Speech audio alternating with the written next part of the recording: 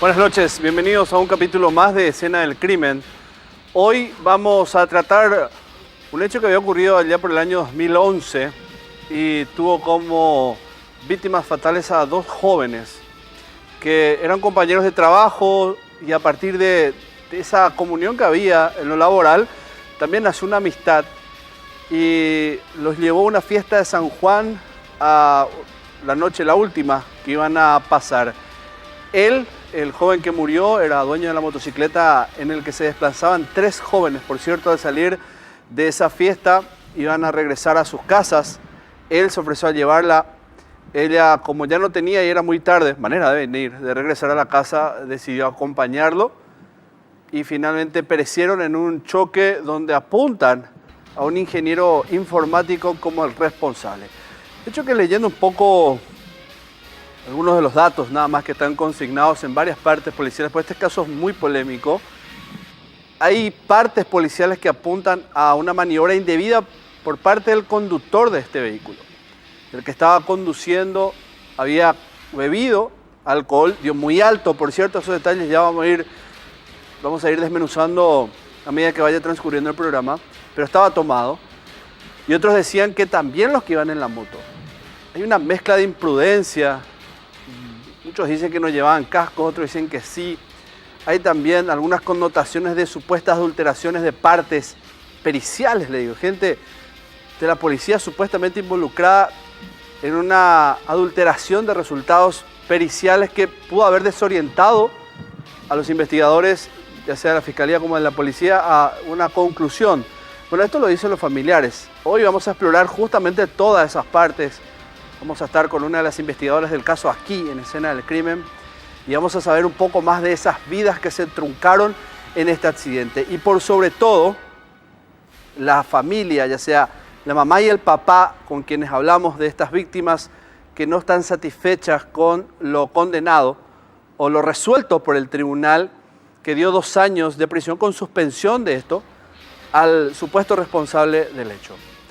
En Escena del Crimen estamos en este poco tiempo que llevamos en este programa acostumbrados a develar hechos de sangre en el sentido de un homicidio, una patología, un trastorno de la personalidad que lleva a desembocar en el crimen deleznable que pueda llegar a cometer un ser humano hacia otro.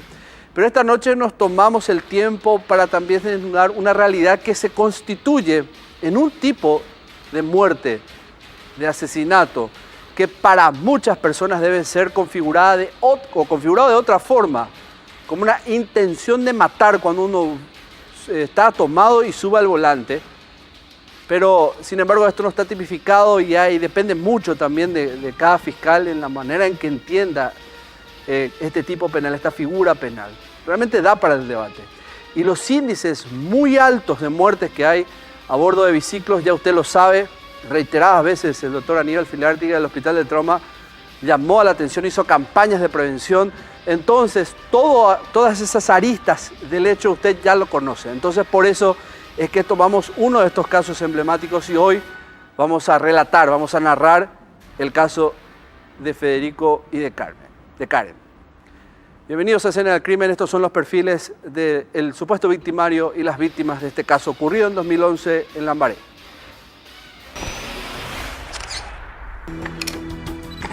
Víctimas. Nombre: Federico Guillermo Alborno Duarte. Edad: 23 años. Lugar de nacimiento: Asunción. Domicilio: Villa Elisa. Falleció tras un accidente el 25 de junio del 2011. Conducía una motocicleta que fue embestida por una camioneta. Nombre: Karen Leticia Tripero Leguizamón. Edad: 23 años. Lugar de nacimiento: Asunción. Domicilio: Lambaré. Falleció tras un accidente el 25 de junio del 2011. Iba como acompañante en una motocicleta que fue embestida por una camioneta. Victimario. Nombre: José María Civils Gómez. Edad: 50 años. Lugar de nacimiento: Asunción. Dio positivo a la prueba del alcotest y provocó un accidente fatal en el que murieron 2 jóvenes a bordo de una motocicleta. El pasado lunes fue condenado a 2 años de prisión con suspensión de la condena por el hecho de homicidio culposo. para saber un poco más de cómo eran estos jóvenes, qué hacían, a qué apuntaban sus vidas, tenemos que recurrir evidentemente a la fuente, a sus padres. Lo que encontré de común en cada familia es que eran muy conservadores, o sea, familias, voy a utilizar una redundancia, muy familiares, ¿verdad? De mucho amor interno, se cuidaban entre sí, son de aquellos padres conservadores que, por decirlo así, ¿verdad?, que andaban marcando el tiempo y la disciplina siempre a sus hijos y les daban un poco, digamos, de soltura a la hora de salir.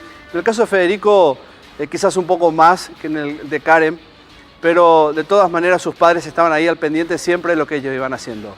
Tocó una noche circunstancial donde se encontraron y finalmente terminó todo de la peor forma. Vamos a conocer cómo comenzó y cuáles eran las expectativas y cómo terminó la vida de ambos en segundos.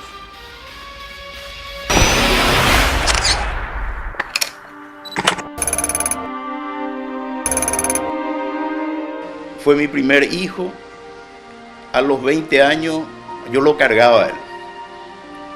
Entonces fue un golpe bastante, es como quedarme sin un brazo.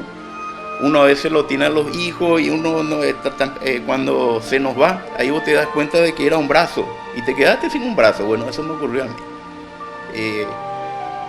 Entonces, gracias a la contención, ¿verdad?, espiritual de Dios, supe soportar esto con mi familia. Y él trabajaba en HPTI, era un muchacho muy agradable. Normalmente le gustaba la moto. Yo le regalé 2 años atrás del accidente, le compré para su moto. Él pagó una parte. Tengo varios autos, yo le había dado un auto, en eso se le descompuso también. Es como si parece que todo estuviera. Y le gustaba a él tomar con sus compañeros, divertirse. Y esa noche justamente le llama a mi hijo Arturo y le dice: decirle, papá, vamos a venir a cantar karaoke ahí sobre 25 de mayo cerca de su trabajo. Y le dice a mi hijo: vengan ustedes también, ¿verdad? Tal. Y por A o por B no se fueron. Un tipo risueño. El día de su velorio pasa un compañero y pregunta el cumpleaños de quién es. No, se murió mi hijo, le dijo mi hijo. Y acá vinieron gente en zapatillas, gente trajeada. Parecía una fiesta, digamos, popular, esa de que se vean las calecitas. Yo no sabía que él tenía tantos amigos. Y siempre fue un compañero, digamos, que le cuidaba a sus hermanas. Y viene, antes de morir, me dice: papá, ¿vos me podés ayudar un poquito con la cuota? Yo voy a cubrir. Él quería estudiar ingeniería informática, una carrera que ahora estudia su otro hermano. Justamente el que lo mató, ¿verdad?, era un ingeniero informático. Y amigo de la casa. Nosotros somos una familia muy unida, nunca nos separamos, siempre. Y lo que más sentí es que fue mi primer hijo a los 20 años, cuando eso comenzábamos recién. Lo que más me duele siempre es que él ya estaba organizando con esta chica, Karen, que fue su compañera, su cumpleaños. La chica esta inclusive ya le pedía permiso a su mamá, faltando 20 días por ahí, el 17 de julio era el cumpleaños de mi hijo, y él se accidentó el 25. Y bueno, era esa clase de pendejo, así que le gustaba convivir y compartir con su... A veces él debía por su compañero. O sea que era alguien que le gustaban las causas sociales. Le lavaba, le bañaba a los animales, él se preocupaba de levantarse temprano, se iba al fondo, barría, silbaba, nos preparaba el tereré, ¿verdad? Bueno, ese era Federico Guillermo. Mi hija tenía 23 años, estudiaba psicología, pasó el primer año de economía, no le gustó los números, estudió para cajera de banco en una BAM, trabajaba, estudiaba, tenía muchos proyectos. Estaban abriendo con su novio una línea de ropa que iba justamente a tener el nombre de ella con KL, Karen Leticia. Estudió con él porque su novio era chef, diseñador gráfico, ingeniero informática. 25 años también tenía el muchacho. Ella 23 años tenía mi hija. Y ella aprendió a cocinar comida china. Eso ella me hacía los sábados. Ella no salía, los sábados me hacía eso. Una chica muy responsable. Sus palabras siempre eran, le decía yo, ¿por qué tan temprano te levantas? Y me decía, porque mami hay que prepararse para la vida. Y yo le decía, pero mi hija temprano. No, mami, 10 minutos antes, 10 minutos después. Siempre tenés que ser responsable. Mami, dame un permiso, me voy a quedar. Y yo le decía, no, ¿por qué? ¿Tenés que estudiar o tenés que irte a la facultad? Mami, ellos van a hacer todo, vamos a hacer, entre compañeros, vamos a hacer en San Juan. Y le digo yo, ¿y qué hora va a ser? Y después del trabajo. Nos dio la jefa el permiso de hacer en la empresa. Le di permiso esa semana. Me llamó, me dijo que estaba muy feliz. Después de la avenida, ya de ahí está Gran Vía, el supermercado está como 7 cuadras, creo que está. Vinieron todos juntos ellos. Me llamó, ella me dijo, mami, ya me estoy yendo. En el camino, viniendo. ¿A qué hora te llamó? Eso ya fue cerca de las 10, creo. Porque yo le di, hasta las 10 le di que tiene que venir, ¿verdad? Eran cerca de 9:30. Ahí estaba viniendo ya y me dice, ahí viene el 41. Y sale, empezaron a decirle, vamos, Karen. Mirá, se abrió un karaoke, Karen. Era viernes. Igual ellos trabajaban al día siguiente. En eso vino digamos, el hecho fatal. Él le traía a la chica a su casa y el otro compañero iba a dormir como tantas veces en casa para irse al día siguiente al trabajo. Y la chica esta tenía miedo a la velocidad y mi hijo,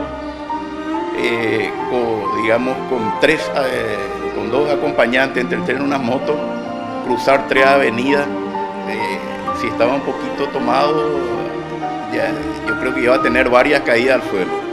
La lomada antes del accidente, si pasaba, como dice un informe, de repente a alta velocidad, iban a volar los trenes al suelo. Y la moto quedó trabada en segunda en el cambio cuando retiré de la policía y no se podía sacar. O sea que la moto venía en segunda. El problema es que yo soy una persona con mucha sensibilidad y me afecta mucho esto hasta ahora.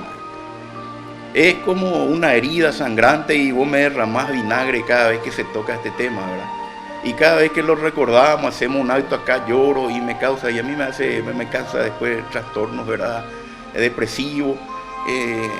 Y yo no estoy para teatro y para cosas así, ¿verdad? Yo soy consciente y bueno, no me va a devolver a mí.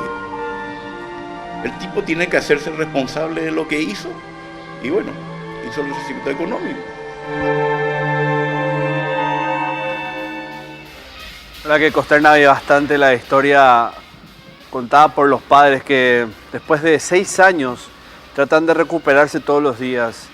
Seguramente del otro lado habrá más de uno que habrá perdido un familiar de manera traumática y sabe a lo que me estoy refiriendo. No es fácil recuperarse de la desaparición física natural de un familiar y mucho menos de una manera traumática y más cuando se trata de jóvenes vidas que tenían una apuesta en diversas áreas de sus vidas, desde lo profesional, lo social, lo privado. Y nos toca muy de fondo porque estimo de que es un calco de lo que pasa en muchas familias en nuestro país. Muchas de las que sufrieron la pérdida de sus hijos y en un mayor segmento dentro de lo que hace a la muerte en accidentes de tránsito, en aquellos que en algún momento estuvieron conduciendo un biciclo. ¿Qué pasó en aquella noche de junio de 2011? ¿Tomó o no tomó Federico, que conducía la moto? El ingeniero José María Civil se pasó o no a un carril contrario para adelantarse a otro vehículo, porque según los datos que tenía en aquel momento la policía de la comisaría 15 metropolitana, el ingeniero informático José María Civil venía por la avenida Médicos del Chaco, pero de Lambaré, y en su intersección con Defensores del Chaco intentó él adelantarse y ahí fue que embistió a la motocicleta que venía en el carril contrario. Esto es lo que dice el parte policial. Después de mucho tiempo se le hizo la prueba de alcotés. Otra de las cosas que, la alcoholemia, perdón, otra de las cosas que cuestionó mucho la familia, ¿por qué se tardó tanto en hacerle esa prueba de alcohol en la sangre que dio más de 1,40 en la sangre según los reportes médicos? Vamos a la historia de lo que pasó esa noche.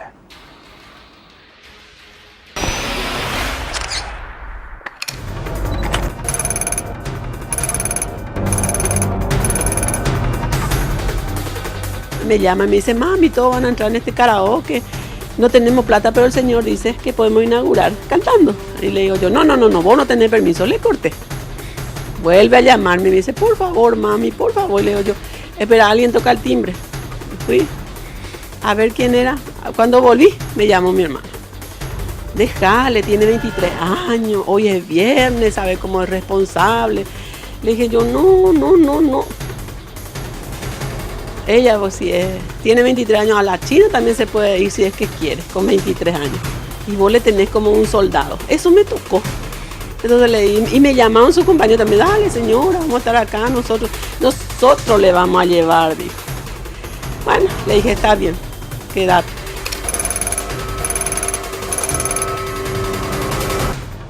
Ella me llamaba, me dijo, mami, estoy cantando como un ángel. Mami, qué feliz que estoy, gracias, mami. Te voy a dar un gran regalo, mami. Ahora no tengo plata, pero ya vamos a cobrar. Mami. Después se cayó la comunicación. Ya no vamos. ¿Dónde está? Yo le llamaba, el celular sonaba, entonces salí. Me fui, corté una manguera así, me subí en la escalera así y le esperé. Me senté en la punta de la escalera y puse acá al lado mío el pedazo de manguera y dije, te voy a pelar con Leticia cuando vení, porque no podés hacerme eso. ¿Por qué no me atendés tu celular? Le llamaba y sonaba, porque ella siempre tenía dos, porque era como una miel para los motochorros. Antes, cuando era eso, era un caminachorro. Y le robaban siempre, entonces ella tenía uno y acá tenía un 1100 y el otro. Los dos sonaba, pasaban la hora y sonaba el celular. Entonces decía, no estará escuchando la música. Pero interiormente yo sabía que algo pasó con mi hija, porque nunca 2 veces replicaba el teléfono para que ella me atienda. De cabeza se tiraba, ella me decía, mamá. Porque ella me decía, mamá. Y cuando miré el reloj así, sonó el celular otra vez, marcaba y le llamé los dos.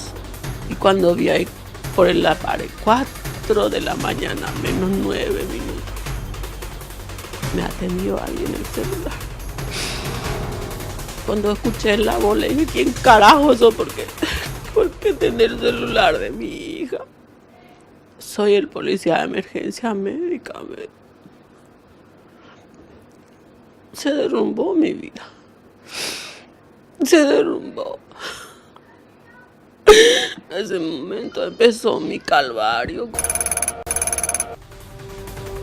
Yo no creí mucho lo del adelantamiento, porque no había ningún indicador que me diga que hubo. Yo más creo que se durmió el causante. Se pudo corroborar de que había consumido bebida alcohólica esa noche. Sin embargo, las víctimas, o mejor en este caso la señorita Karen Leticia, venía a bordo de una motocicleta con otras 2 personas, es decir, transitaban entre 3 sobre la motocicleta sin casco. La luz de la motocicleta no funcionaba de acuerdo al resultado de la pericia, y además el conductor de la motocicleta también se hallaba en estado etílico, ¿verdad? Y del lugar del hecho propiamente no ha sido, al menos nosotros no hemos observado la existencia de algún casco ahí, salvo que se haya posteriormente a esa diligencia en el lugar del hecho se haya arrimado eso como un elemento. Pero yo repito y reitero, en el lugar del hecho no existía eso. La alta velocidad de ambos conductores el carecer de luz, la motocicleta en que iban las 3 personas, porque iban 3 personas en esa motocicleta, incluida la joven Karen Leticia, y la situación de que conforme a los antecedentes preliminares, conforme a lo que se dejó constancia en la actuación policial, el mismo conductor de la motocicleta también estaba en estado etílico, ¿verdad? En relación a la otra camioneta, hacía referencia de la velocidad y de un posible adelantamiento a otro vehículo, y en ese momento se produce el impacto contra la motocicleta, un gran impacto que finalmente termina arrojando a todas las personas que se llevan en la motocicleta y causando ya la derivación fatal que ustedes ya conocen.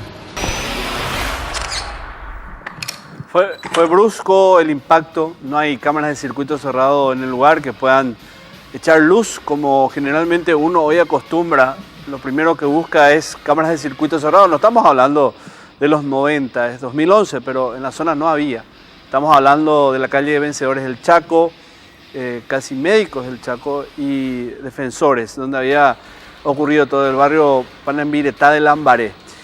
Era junio del 2011, ellos 3 habían subido, fue Federico al mando de la motocicleta, Karen, que al parecer iba en medio de los 2 varones, y el otro joven que acompañaba a estos, que resultó, no digo ileso, porque sí sufrió también lesiones de aquella embestida brutal, pero como iba detrás mismo, era el último en ocupar la posición de 3 en la motocicleta, entonces los daños no fueron contra su vida, recibió lesiones, pero él se recuperó con el tiempo. Él, en algún momento de la investigación, señaló que los 2 tuvieron responsabilidad en el accidente, lo que derrumbó la teoría que sostenía principalmente el papá de Federico, que hizo una especie de investigación paralela de todo esto y había recurrido a muchas personas para establecer la causa.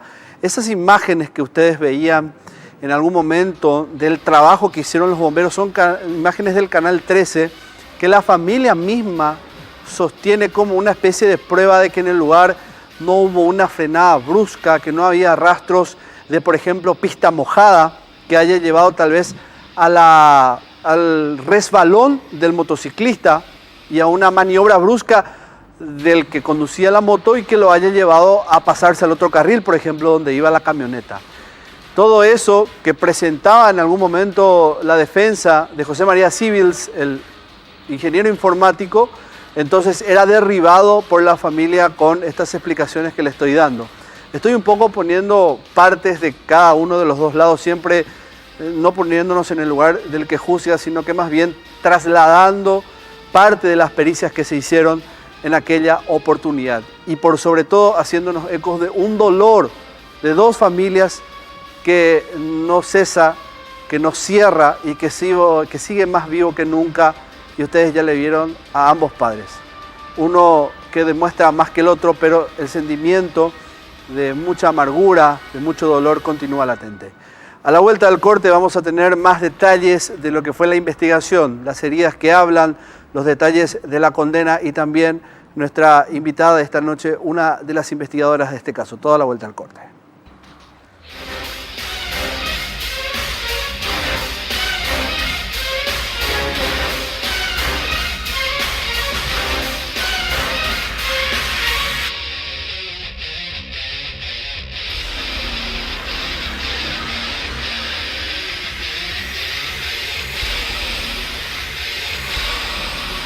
Alcohol, tal vez imprudencia, noche oscura y hay otros elementos que tal vez se pudieran sumar también a todo esto, pero hay testigos mudos, aunque uno es el que sobrevivió de las personas que iban en la motocicleta, no aportó muchos detalles de lo que pasó aquella noche de julio donde Federico y Karen murieron en este percance automovilístico entre una camioneta y una motocicleta. Ellos salían de una fiesta, eran compañeros de trabajo, fueron a un San Juan, dicen que Federico bebió, otros señalan que no lo hizo y finalmente terminó de esta manera. El que sí se tiene una prueba de alcoholemia de 1,27, y en esto quiero rectificarme, de miligramos por litro de sangre, me refiero al alcohol, es José María Civils, el informático que manejaba el vehículo.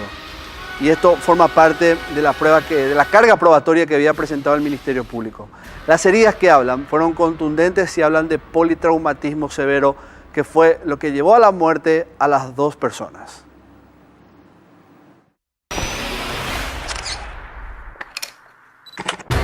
Según el informe forense, Federico Guillermo Alborno contaba con múltiples escoriaciones que comprometen toda la parte frontal de la cara.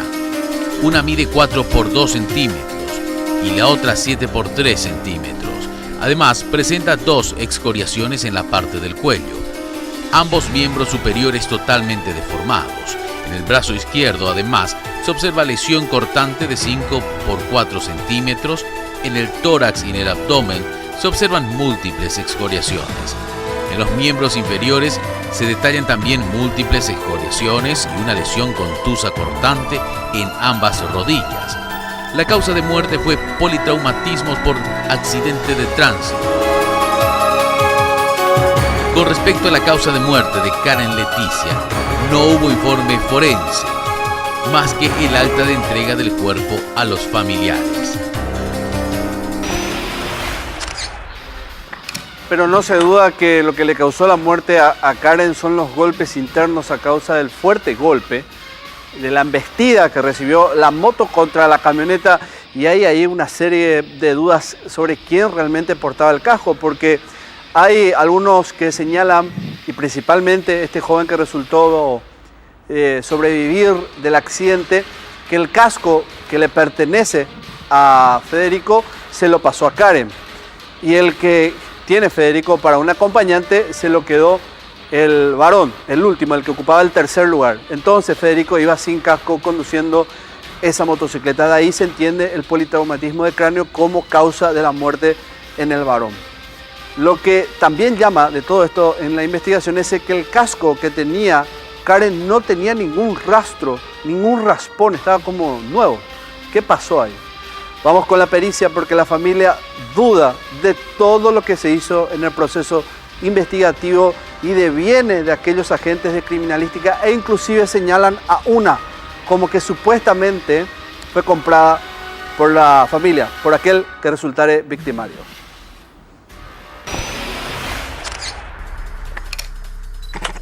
Pericia accidentológica.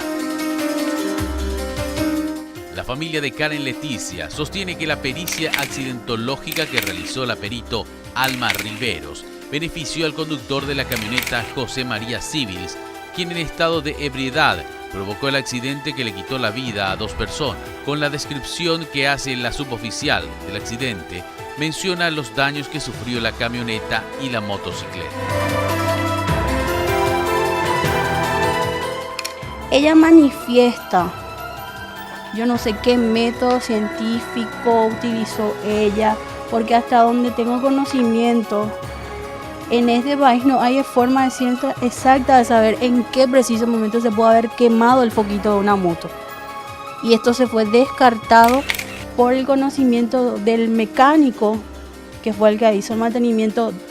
A los principios, el hecho fue el 25, ponerle que en los primeros 5 días esta motocicleta tuvo mantenimiento, más aún porque era el medio de transporte y de trabajo de este muchacho, o sea que está en óptimas condiciones.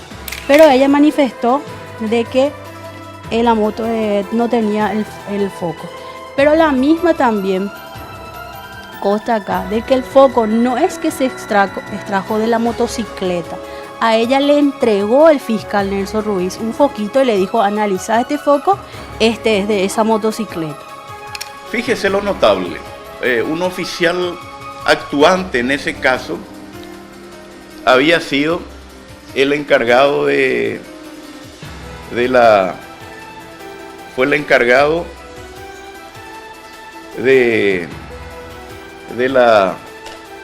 estaba estudiando criminología y fue el ayudante del actuante, ¿verdad? Durante el curso, la policía, yo le pregunto a él, mira, se maneja de que la moto no tenía luz. Y me dice él, el foquito estaba grisáceo. ¿Cómo va a tener luz después de un choque así? Si vos analizás el foquito, estaba grisáceo. ¿Qué quiere decir eso?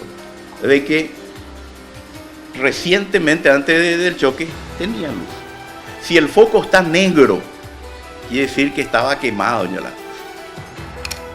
Otro de los puntos que se cuestiona de la pericia accidentológica que realizó Riveros es que al sostener la hipótesis de las causas concurrentes, menciona por un lado que ambos vehículos circulaban a una velocidad superior a la reglamentaria para zona urbana, y en otro punto señala que las 3 personas que circulaban en la moto no tenían cascos.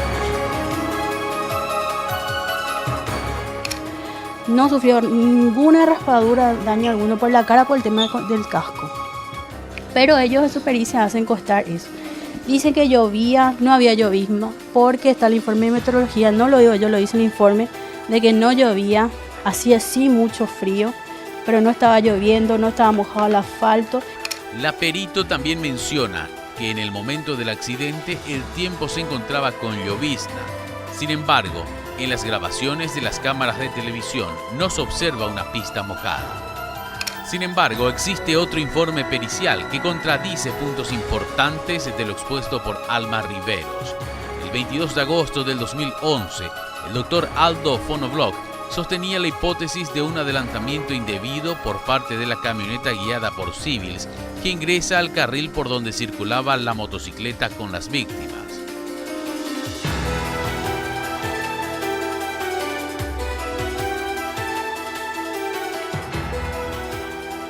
Para el forense del Ministerio Público, la camioneta iba a una velocidad de unos 100 km por hora en el momento del adelantamiento y del impacto con la motocicleta.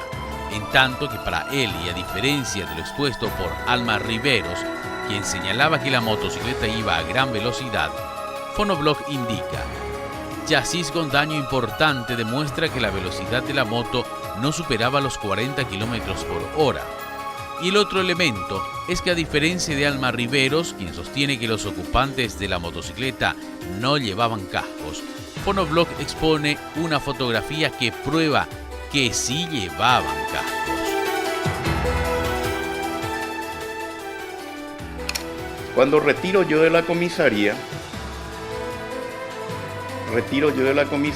la moto, no tenía intenciones de retirar por el dolor eso. Después dije, no, ¿y por qué? Ya, si yo también manejo moto y eso, así yo retiré. Había o no había acá. Había o no había acá. En una parte dice, José Francisco Morillo dio su testimonio a señora María de que recuerda que se puso el casco al abordar la moto, que Federico Guillermo Alborno le dio su casco a Karen Leticia Trivero y que circulaban a velocidad prudencial porque Karen en todo momento le decía a Federico. O sea, el muchacho este tenía su casco, el casco que tenía mi hijo, lógico, la otra chica no estaba previsto que vean, mi hijo le da el casco a Karen y mi hijo es el que viene sin casco. Atendé el gesto bien. Todo eso. Y después dice, la realidad de lo ocurrido, fundamento de afirma, dice, sin embargo, detalla del sitio accidente tiene que la culpa es de ambos. Esto dice el muchacho. Pero el mismo muchacho dice de que tenían el casco.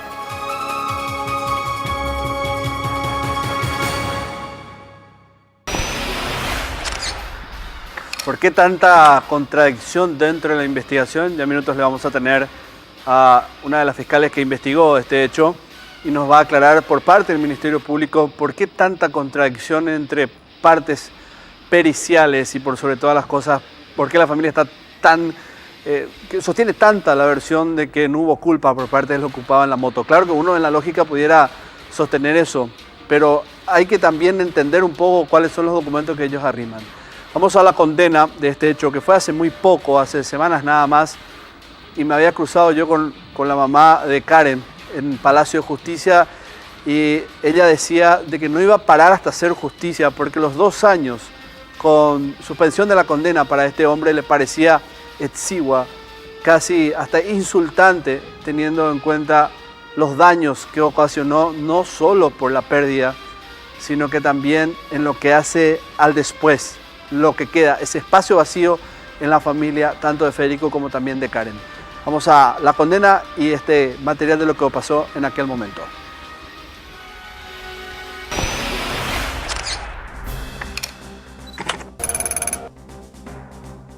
Cambiaron al Alcote. ¿Por qué le bajaron si él tenía más de 2 puntos?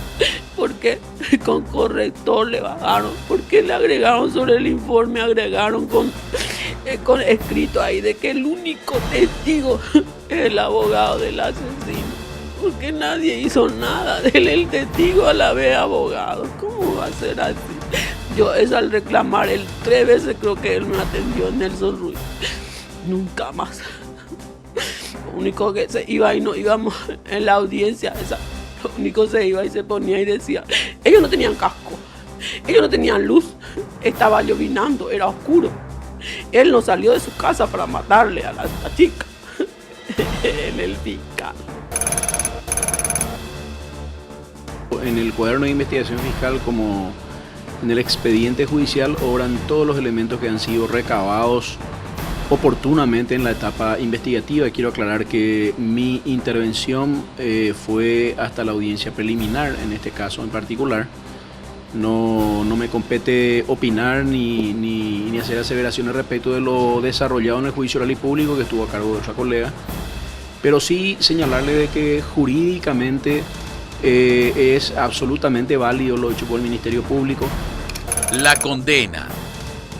Un informe del médico forense Aldo Fonoblock detalla que el grado de 1.27 gramos de alcohol por litro de sangre afecta a una comprensión eficiente, provoca una incapacidad para coordinar movimientos, causa una marcha insegura y movimientos involuntarios de un lado al otro de los ojos.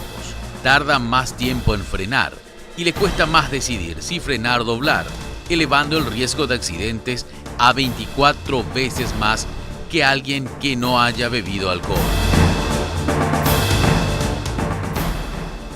Nuestro Código Procesal Penal establece la posibilidad de una salida alternativa siempre y cuando se den ciertas condiciones, que en este caso el victimario ofrezca una reparación integral del daño particular y social que con su conducta pudo haber generado.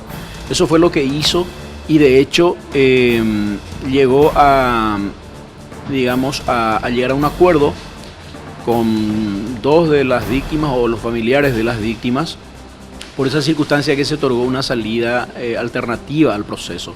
Esta es una circunstancia, repito, absolutamente válida y absolutamente procedente dentro de un proceso penal para este tipo de hechos punibles cuando se trata de un hecho de homicidio culposo como el que nos ocupó en esa oportunidad, ¿verdad? De que el acusado ha tenido responsabilidad en este evento. Pero no podemos desatender ni dejar de entender que también la víctima, el Borno, al hacerse su análisis de sangre, también dio positivo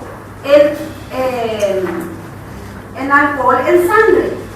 Eso es una circunstancia que no escapa de la valoración de este tribunal, que también lo valora en forma conjunta y armónica. Considerando que no posee antecedentes penales, considerando que ha venido voluntariamente todo este tiempo, se ha sometido a las resultas del proceso, este tribunal considera que la pena justa y útil para el acusado y para la sociedad es la pena privativa de libertad de 2 años. Pena privativa de libertad que se da con una suspensión condicional de la ejecución de la condena. Una suspensión de la condena que se da por el término de 3 años. Se aplica al acusado una pena complementaria de prohibición de conducir por el tiempo de ley establecido en el artículo 58 del Código Penal. La fiscal Gladys González nos acompaña esta noche como la tercera fiscal que intervino en esta investigación. Me estaba relatando de que todo este proceso lleva sus años por la cantidad de incidentes principalmente presentados por la querella, es decir, la familia de quienes fallecieron. Doctora, buenas noches. Explíqueme, ¿a partir de cuándo usted toma intervención en la investigación? Buenas noches, muchas gracias por la invitación. Y bueno, esta causa me dieron intervención provisoria a través de la Fiscalía Adjunta en atención a una recusación presentada por la querella adhesiva en contra de aquel entonces titular, la doctora Egidia Gómez.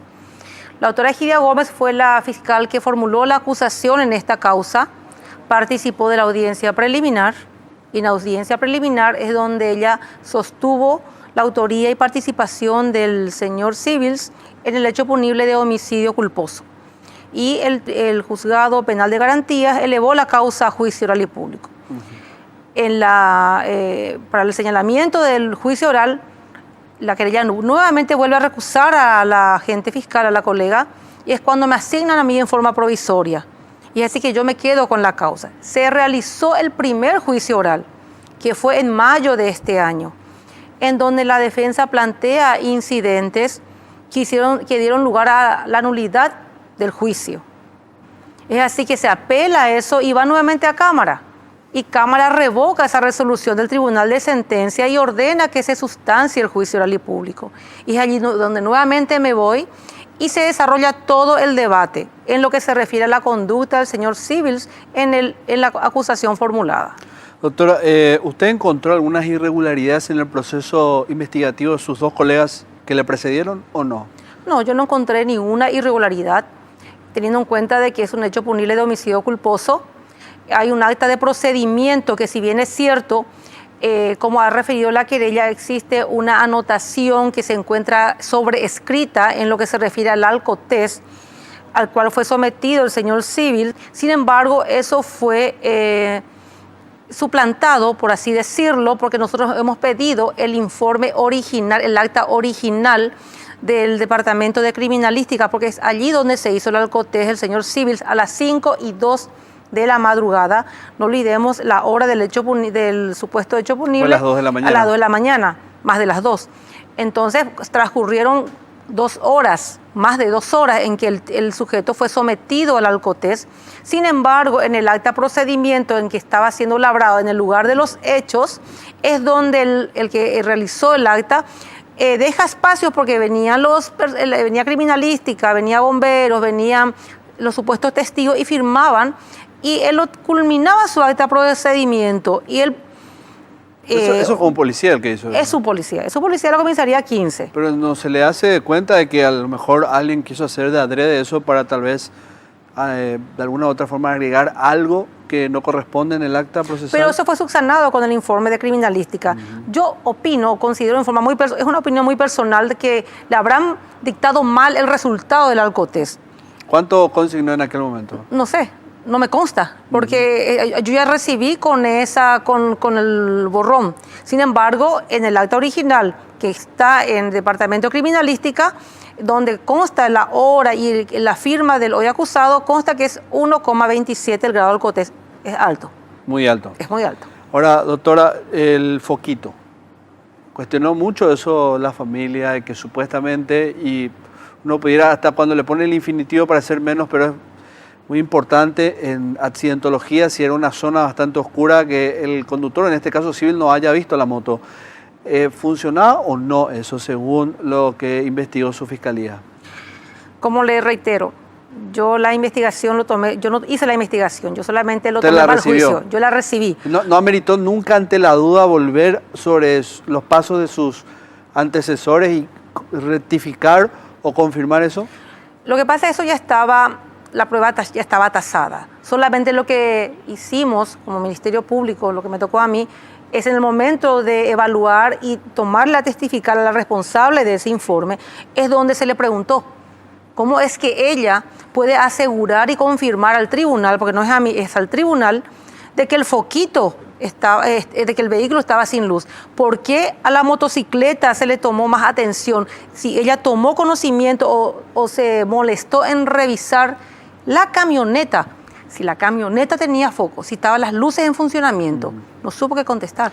El padre dice que esa motocicleta fue a mantenimiento, inclusive tenía facturas, documentos que demostraban que estaban en óptimas condiciones y un detalle no es menor el de la luz frontal, digamos, de la motocicleta. Ahora, llama mucho la atención. Ahora le consulto, ¿está usted conforme o hubiese usted esperado más o el Código Penal no le permite?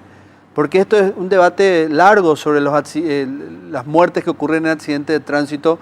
Escuché a muchos colegas de ustedes decir que tienen como una especie de tope dentro de esta figura penal en particular, porque se entiende que pudiera haber intención. Mi opinión particular es que aquel que toma es un asesino en potencia que sube a un volante. Tal vez no tenga un trastorno de personalidad, no sea patología, pero del momento que uno bebe y sube al vehículo se constituye en un asesino potencial. Claro que esto no está en el Código Penal, pero le pregunto yo a usted, ¿considera que siente como una especie de frontera en el Código Penal con respecto a esto y tal vez la haría sentir inconforme con la condena recibida por parte del tribunal? Por supuesto. Uno está como representante de la sociedad, pero como personas de derechos debemos de respetar lo que dice la ley. Y el tope que nos da la ley, el artículo 107, es hasta 5 años, inclusive dice o con multa, dice el tipo penal. Porque no olvidemos que el hoy condenado tiene una expectativa de pena en ese hecho hasta 5 años o multa, y es homicidio culposo. Yeah. Se utilizó como agravante, sí, el hecho de tener alcotés en sangre. Gracias, doctora Gladys González. La tercera que investigó este hecho recibió la investigación en sus manos y decidió enfrentarlo, evidentemente ante la no, digamos, postura de la familia, el acuerdo de la familia con esto. No estaban satisfechos con lo que ocurrió. Vamos al último corte de Escena del Crimen y la vuelta a la conclusión sobre lo que pasó en aquel julio del 2011.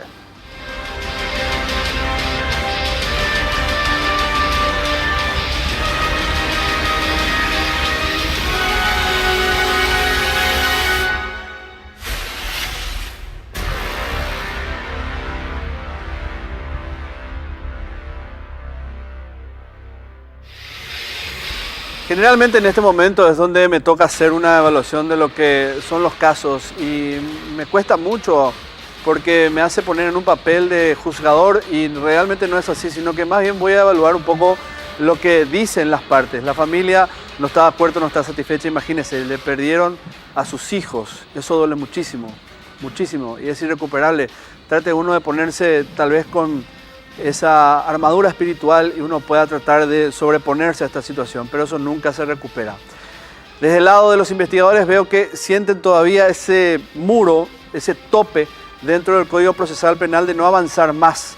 Existen proyectos que podrían ampliar la pena carcelaria a 10 años y ahí sí estaríamos hablando de algo que se pueda adecuar hacia una mayor concienciación de aquellos conductores que suban tomados, bebidos en alcohol, a conducir una moto o un vehículo.